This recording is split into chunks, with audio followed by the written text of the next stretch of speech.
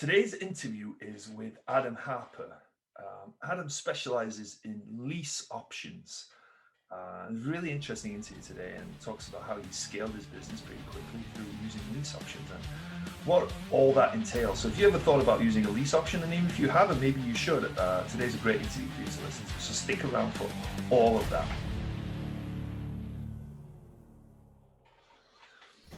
Hello and welcome to Wrestling with Real Estate, where we look to chokeslam all your real estate problems. I'm your host, former WWE wrestler and now Cirque du Soleil performer, and of course, multifamily real estate investor, Barri Griffiths. Now today we're joined by Adam Harper, and I was that excited about Adam being on the show that I just knocked my headphones off during that introduction. Hey Adam, how are you doing today, man? Thanks so much for being here. Great. Thanks, man. I don't have that much energy. I wish I did, but yeah, I appreciate you allowing me to come on. I think that was too much energy, man. For those watching on the video, they know it's unscripted though, right? yeah. They know I didn't record that, right? Yeah. So right. If you want to laugh, you can go watch it on YouTube and see me knock my headphones off. Well, hey, Adam, before we jump into today's conversation, which I'm excited to hear all about everything that you've got going on, do you want to introduce yourself and give people more an idea about who you are and what you've been up to? Yeah, my name is Adam Harper. It don't take long to tell that I am from the South, and I have a pretty deep accent. I live in Alabama, northern Alabama. I am 41 years old. I'm married. I have a 9 and a 6-year-old children, 9-year-old boy, 6-year-old girl. I am a real estate agent as of only about 6 months ago. I've been an investor for about 20 years. I worked a day job for 20 years, and then we can go into that story. But it's been a roller coaster, really. I hated my day job, got into real estate, got out of real estate, got back into real estate. So yeah, but now I'm a full-time investor and a real estate agent, and I concentrate on investing in real estate using lease options. Very cool. Well, I'm interested for sure to hear more about the lease option, but that story about you working a job that you hated, I hear that a lot of times from people, and that's where real estate really comes in. But what was the reason you hopped out of it, came back into it in terms of real estate? Why did it never stick initially? Well, just to give you a little background, I'm kind of like a computer nerd, so I always loved computers. I started a computer science major when I was 18, was in college 2 years. This was 1998. I graduated in 98. So in 2000, I was 2 years into college. I was always an entrepreneur. I never liked the idea of working a job ever. My parents were like, what do you want to do for the rest of your life? And I'm like, I want to make money, but I want to work at a job. I know that, but there was no internet. There was no entrepreneurship back then, so I didn't know what to do. I sold some things on eBay for a few years and made a little money doing that, when the internet was just starting. And one day my uncle was like, hey, you want to get a job with a phone company with AT&T, or it was Bell South back then. And I said, I guess I don't want to work anywhere else. I have to work somewhere. So I got a job with Bell South, the telephone company. This was in the year 2000, and hated every day of it. I literally hated it every day. I went to work and climbed poles and worked out in the weather, and very physical, construction type work. And I'm just a computer nerd, thinking, what am I doing here? So I wanted to get I wanted to get out of my job, and I thought real estate was the answer. So I started looking into, buying some property. I bought my first house, basically a live-in flip, and I lived there for a little while, and then sold it. Sold that house, made about 15, 20 grand on it, and was like, wow. So I put that money into an 11-unit apartment complex that I bought in 2005. So I was a 9-to-5 worker, working 40, 50, 60 hours a week, and a landlord living right beside the 11-unit apartment complex that I owned. So I was, extremely busy. But I didn't have any time to grow. I didn't have any time to get, the number of units up and cash flow enough to quit my job. That rocked on for a few years, 2006, 7, 8, 9. And then 2009, I got married and had a family. And, of course, I'd have no time then. So I'm still working 50 hours a week. I'm a landlord, I'm a dad, I'm a husband, and I'm just getting burned out. And finally, like in 2014, I remember my wife and I, we were sitting at a restaurant. My daughter was 6 months old. We were sitting at a restaurant. I got a fortune cookie, and it said, you will be successful in the business of your own. And that day I was like, I'm going to make something happen. So I got into digital marketing. I started building websites and doing like all this SEO and Facebook ads and Google ads for all these companies. And I got a big, like a 6-figure a year contract with this company. Um, and so I thought, hey, this is it. I've finally done it. I can quit my job. And I was, doing that, doing that marketing stuff and landlording and being a dad and a husband, and I was just burnt. I mean, I was just that was I was sleeping 2 or 3 hours a night. I Oh, mean, I was going crazy. Um, in 2016, so that was 2 years. I was did digital marketing for 2 years. In 2016, I was like, this real estate's holding me back. I need to sell everything. So I sold everything. I got completely out of real estate. And then the digital marketing, it just kind of, I don't know, it just kind of flatlined. I made some bad decisions. I went into some businesses I shouldn't have, and I was still working my day job at this time. And then in 2019, I got back into real estate, and got into lease options, and it changed everything for me. I was able to replace my day job income in like a year and a half. wow. And yeah, and then 3 months, well, let's see, it was 6 months into me um, starting back into real estate and lease options. I got a call from AT&T, said your job's going away, we're laying you off. So they laid me off, and thankfully I'd replaced my income by that time.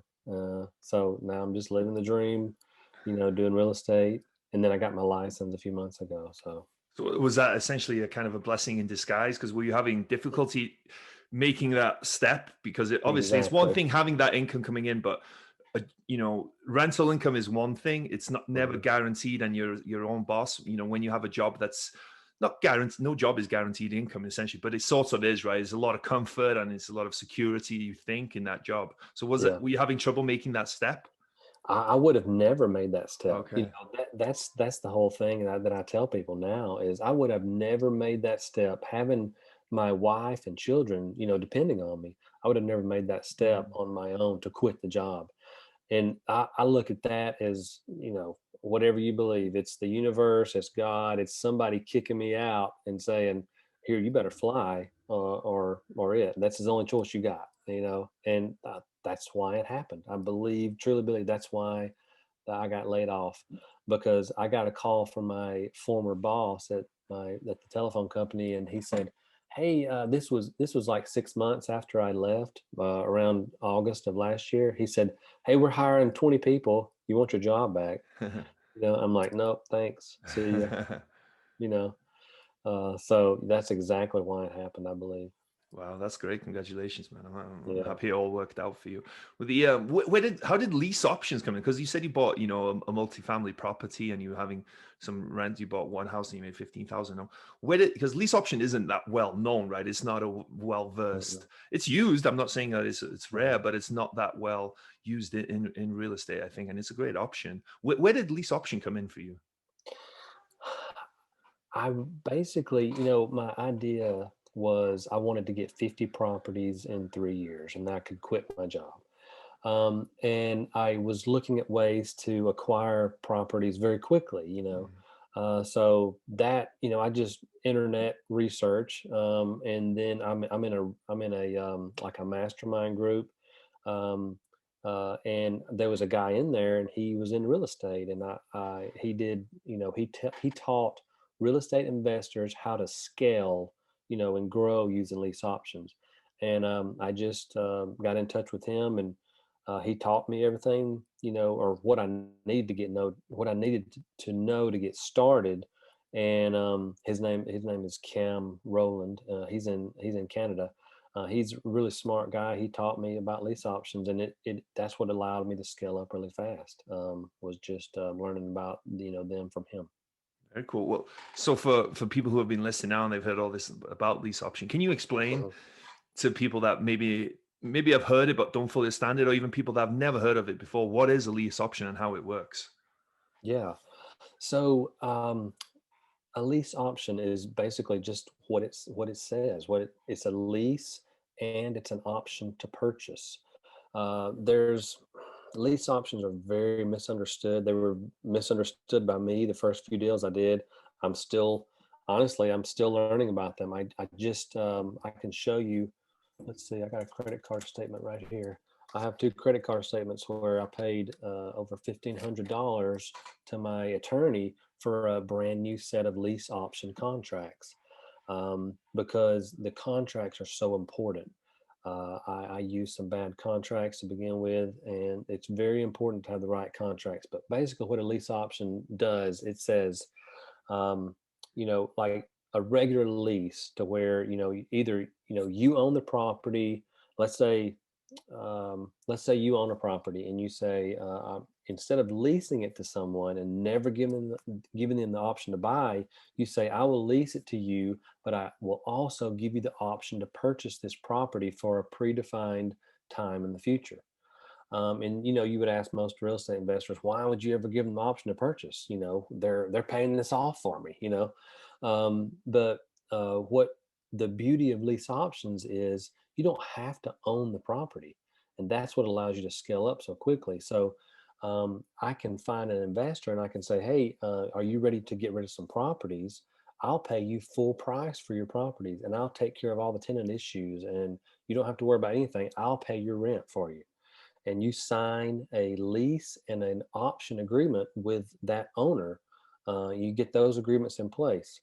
Well, and all you do is you sublease to a tenant, and you give them, a lease and an option to them, and you're basically a middleman, sort of. So you have this agreement. Let's just throw some numbers out there. You have an agreement with an owner for 100,000, that he'll sell you the home for $100,000 for up to a year in the future, and the monthly rent's $1,000. Okay. Well, you go to tenants, and you're the one of the very few people that's going to tenants and saying, hey, you want to buy this house? Everybody else just wants to rent it to you forever. You want to buy it. So it's a huge demand. That's a very large demand for people that have credit issues and want to buy a home. And you say, I'll sell you the home for $110,000 and $1,300 a month in rent. So right there you can see where your profit's coming in. Your cash flowing a few $100s per month. You make some money at the end when they purchase, and you also tell the tenant you have to pay an option fee to have the ability to purchase the home, and that's $2,500. So you get that fee from them. You get the cash flow every month between what they pay you and what you pay the owner, and then you make profit at the end when they purchase the home, hopefully. And you don't have any money in the deal. You didn't put up any capital. You're not holding the mortgage. You're not using your credit.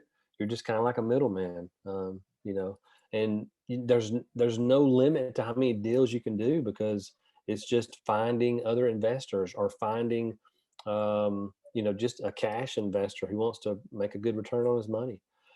So basically, you're playing in a different market than a typical real estate investor, because a typical real estate investor, they're all doing the same thing. They're all trying to find the property inexpensively that will cash flow.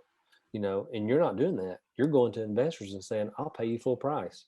You're going to people who have properties on the market for 60, 90 days plus. Of course, that's not really common in today's market.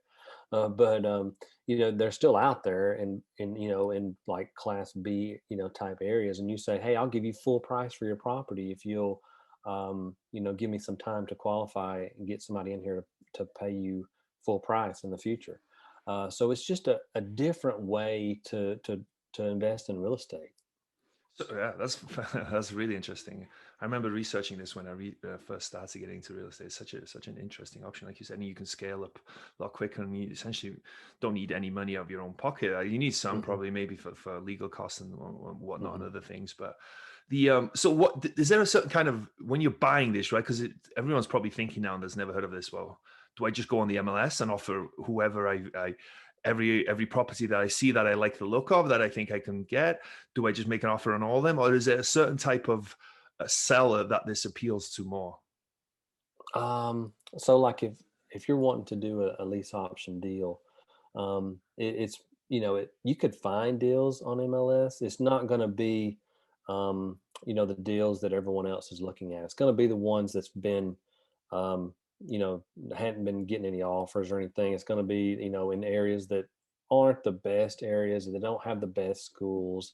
It's going to be those types of areas where you'd want to go to the seller and say, hey, I can give you full price. You're about to have to start making double mortgage payments. That kind of seller. It's going to be a different type of seller.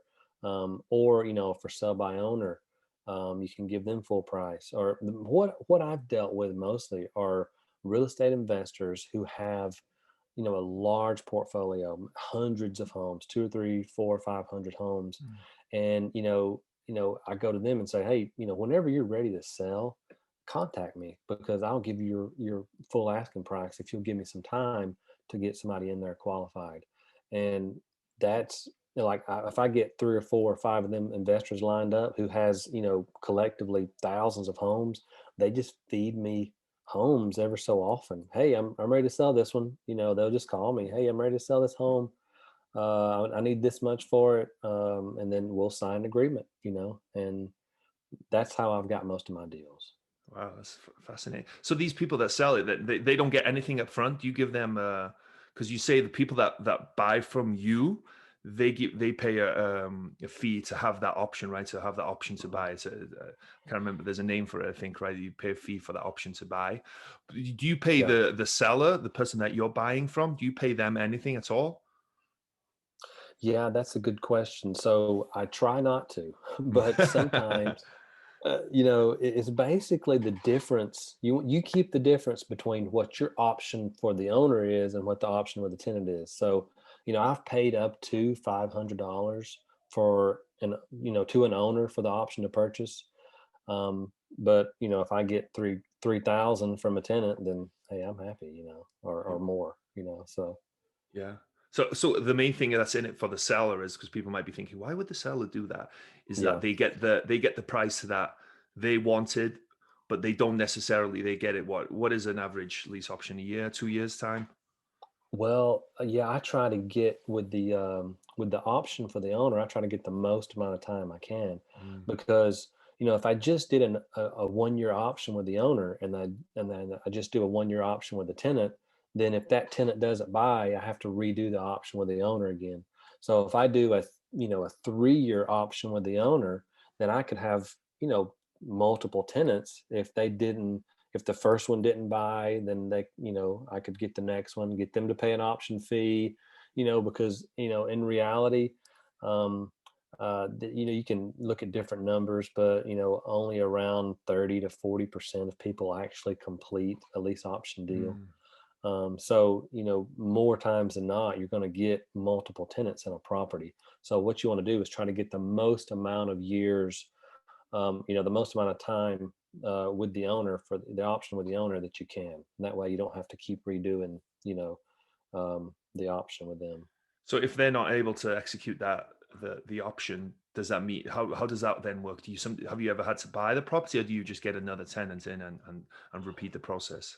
Yeah, I just get another tenant in. Well, there's a lot of people get confused like with lease options and lease purchase. So a Mm, lease purchase, I've never done a lease purchase, but the way I understand lease purchase, you're obligated to purchase it. With the lease option, it's only an option to purchase. So I mm, don't have to purchase. I'm just given that option to purchase, yes or no. And I give that same option to the tenant. If they don't want to buy it, they don't have to, and I'm fine with that. And I can get another tenant in to pay another option fee, and restart the process over. And the good thing about it, you're dealing with people, with tenants that are normally higher quality tenants, because they have an option fee, for one, a large option fee, so they're a little more financially responsible. And then number two, they think, or they plan on buying the property. So when they think, I'm going to own this property one day, they take better care of it. It's not like a typical renter. So that's the two main things that I like about it is, they take care of the property better, and they have more money, and it's just a better situation. It's easier being a landlord, pretty much. Yeah, it's kind of like almost like a little triple net lease type situation, right? Almost, right? Because I believe they're responsible for all the repairs and maintenance on the property, right? Or does it depend? Well, that's one thing I've learned since I've started. So when I first done a few deals, I did make the tenants responsible. And then over time, as I've done deals and I've talked to different attorneys, um, and there was something else I did. Not only did I make them responsible for repairs, I gave them credit for the rents that they were paying. I gave them 10 to 15% credit on the rent every month that went toward the purchase price of the home. And Mm. then the money that they paid up front was, sometimes called a down payment instead of an option fee. Well, I've changed all that now. So now I don't give them any kind of rent credit. It's a straight lease, and they pay an option fee. And the reason I do that, it's obviously not as big of an incentive for the tenant, because they don't get, credit, their rent credits, but and the repairs is that's you know I realize that at least in the state of Alabama, that you can't make a tenant responsible for repairs. It's just not, you can't legally do that. If you do make them responsible, if you do give them rent credits, if you do allow their down payment to go toward the purchase price of the home, they can have a quote equitable interest in the home, and it could turn into a situation to where it's not an eviction anymore, Mm. it's a foreclosure. And you might owe them money back for these repairs, and you might owe them money back for these rent credits and all this stuff. So that's one thing I've learned. I hadn't learned it the hard way. I hadn't been in front of a judge. I hadn't had to deal with any of it, but um, I just got some good advice from a lawyer that said you need to change the way you're doing them. And that's kind of, like with anything, that's just the evolution of learning about something. You start off doing it one way, and then you change it 3 or 4 or 5 or 6 times, and you finally figure out the best way to do it. Yeah. Well, how do you find these sellers, these tenant? Sorry, not these sellers, the buyers, the tenant buyers, the people that you place in these properties. How do you find them? Well, that's the easy part, is Oh, finding tenants, okay. because I mean, if you think about it, there's about 45 million renters in the United States, and there was a study, and around 2/3 of renters, about 30 million people, are renting because of circumstances. They're not renting because they want to. They're Mm. renting because of choices they've made, either their own doing or not their own doing. So they don't want to be renting. So when you are the only game in town that's saying, "Hey, I'll give you the option to purchase this," I mean, people. Oh, when I first started, I put my phone number out there, and I put ads, and I said, "Hey, I'll give you the option to purchase." And all I did for a week was talk on the phone for 4 or 5 hours every day, answering questions over and over and over. And I realized, oh, this is a complete waste of time, because not every tenant, but you know, 2/3 of every tenant out there wants to own a home, but they can't. They don't know how to get their credit up. No one's helping them. It's like a huge silent niche of people that really no one's helping. So when you come out and say, "Hey, I'll give you the option to purchase this home. I'll help you get in this home. I'll give you ways to increase your credit," you people just jump all over you.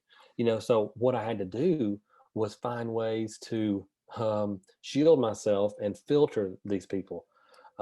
So what I did was, create a website, and I have an application, and basically I say, hey, are you interested in, I put signs, I put physical signs all on the, in my local area, and say, text this letter, text RTO, the letters RTO, rent to own, to this number, and it adds them to my list. So I got this huge list of tenant buyers, and then they enter their info. They enter how much they can pay per month, what they can pay down, and then I have this, gigantic list of people.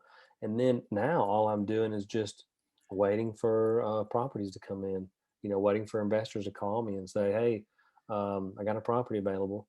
And then I just send a text to my list, and then I have 30, 40 applications coming in. So that's the easy way to do it. I highly suggest, do not put your phone number out there for people to call you and answer questions about rent to own, because that's all you'll do. But yeah, that's kind of how I do it. It's all digital. It's all taking advantage of technology, time saving, all that stuff. So yeah, that's one thing I had to learn how to do. How are you screening these people then? Because I'm guessing you're not just putting anyone in there, right? Because you said you have tons and tons of applications for each property, I'm sure. How do you decide who's a good candidate for this? Because I'm sure that's important, right? Because ideally you want them to buy, right? It makes it cleaner. If they purchase a property, they purchase from you, you purchase from the person that you're buying from. Right. Yeah, I mean, it's kind of simple. Pretty much, it's who can pay the option fee, number one. So you're automatically, knocking out 90% of tenants that, because most tenants don't have, $2,000 saved up, to pay an option fee. So, that's one thing. Like, I put all my leads in a spreadsheet, and basically I just sort the spreadsheet by option fee. What amount of option fee can you pay?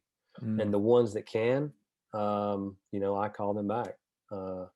So and then I do some tenant screening. I use what's the website? I think it's called erentpayment.com. Yeah, erentpayment.com. They have a tenant screening there, and it's $30, and they pay that, and it does a background check and a credit check, and then I just check references that they give. But in the last few months, I've actually started using a property management company, simply because I got my real estate license. I'm an agent now, and it's just my broker's really wanting me to use a property management company just for liability, just to kind of stay above board on everything. Yeah, that's amazing. It's just such an interesting strategy, man. It's just really cool for anyone who's looking to get started. What do you have any like quick tips, like just some stuff? And you mentioned a lot of good stuff today, but just people, I'm sure people ask you about it all the time. What do you suggest? Where do they start, and how do they go about it?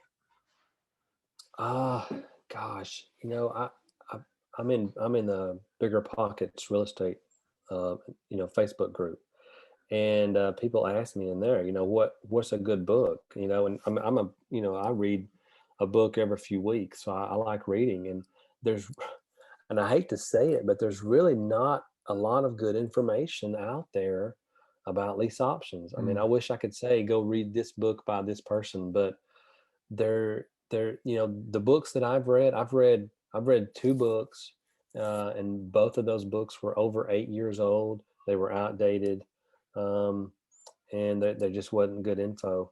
The best thing that I could tell anybody really is to find a good real estate attorney in your local area, because the reason I say that is because each state and even each municipality could have different laws as far as lease and lease options and those kinds of things. So it's good to find one that in your local area and say, hey, I want to do I want to get into lease options, and can you give me write me a contract up for doing a lease option deal with an owner, and then me being in the middle, and me in another set of contracts for me to have with the tenant. That's really the only thing, because every set of contracts I've ever gotten, they just weren't that good. But an attorney, a good attorney, should know, the laws of your local area and how to, write up a good set of contracts. And then, finding the tenants. That's the easy part. Like I said, I wish, at least set up a website or set up some kind of Google form to start, gathering leads, tenant buyers that have an option fee that they could pay, and, they make enough money per month. And then, so, I mean, you don't need a lot of things. You need a good set of contracts. You need, I say a good tenant buyers list. And then once you have that, I mean, you just need the properties. You can go, you can buy the properties yourself. You could qualify for the mortgages, but you don't have to. I would say go to property management companies, because that's kind of the first line. They deal with lots of investors. So go to property management companies, and that worked out great for me. And say, hey, tell all your owners, when they're ready to sell a property, don't put it on the market. Don't, do anything. If they want full price, give me a call. I'll give all of them full price for their property if they would just give me some time to qualify, get a tenant qualified, and purchase the property from them. I'll take care of all the tenant issues. That I'll be the one paying the rent. They don't have to worry about a bad tenant. I'll be the best tenant they've got.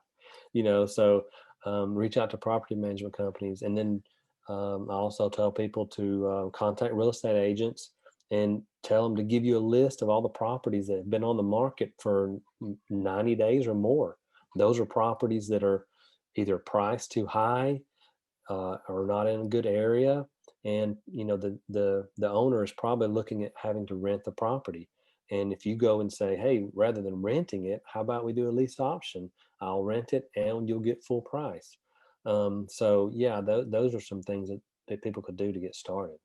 Very cool, very cool. Well, thanks for sharing all that, man. This is really interesting to me, really interesting to me.